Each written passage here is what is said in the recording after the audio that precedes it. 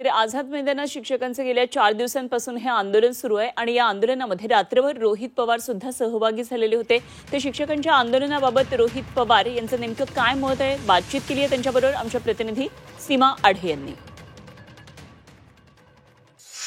आपल्यासोबत सध्या बोलण्यासाठी राष्ट्रवादी शरदचंद्र पवार पक्षाचे युवा आमदार रोहित पवार आहेत।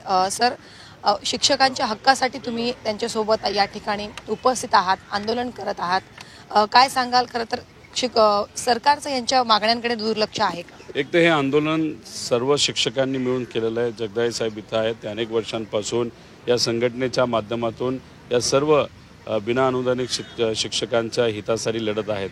आणि मग काल जेव्हा आंदोलन मोठ्या प्रमाणात झालं होतं आणि मग सरकारकडनं कुठेही प्रतिसाद येत नव्हता, अनेक पदवीधरचे आमदार आले होते, मी सुद्धा तिथं आलो, चर्चा केली आणि लोकांची इच्छा होती की काही झालं तरी आमच्या मागण्या जोपर्यंत पूर्ण होत नाही तोपर्यंत आम्ही इथं उठणार नाही। आणि मग आम्ही पाठिंबा दिलाच होता।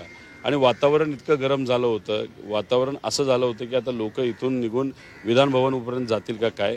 आणि हे सगळं वातावरण बघून मग सरकारकडनं महाजन साहेब त्यांचे प्रतिनिधी म्हणून इथं आले आणि रात्री 9-9:30 वाजता त्यांनी शब्द दिला की आज 11 ते 11:30 वाजता काही 10-20 शिक्षक, मग पदवीधरचे काही आमदार असे मुख्यमंत्री दोन्ही उपमुख्यमंत्र्यांना भेटणार आणि जो GR इलेक्शनच्या आधी काढला होता, एक असं म्हणावं लागेल की इलेक्शनच्या तोंडावर तो काढला होता आणि तो काढल्यानंतर गेले 10 महिने झाले GR पद्धतीने जो पैसा अनुदान यांना मिळाला पाहिजे होतं ते मिळालं नाही।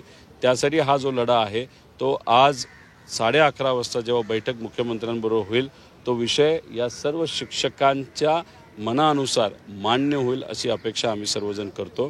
त्यामुळे हा लढा शिक्षकांचा आहे, आम्ही फक्त त्यांचे कार्यकर्ते म्हणून पाठिंबा देण्यासाठी काल रात्रीपासून इथं आहोत। शिक्षण मंत्र्यांशी तुमच्याशी काही चर्चा झाली का किंवा तुम्ही त्यांच्याशी या संदर्भात बोललात का?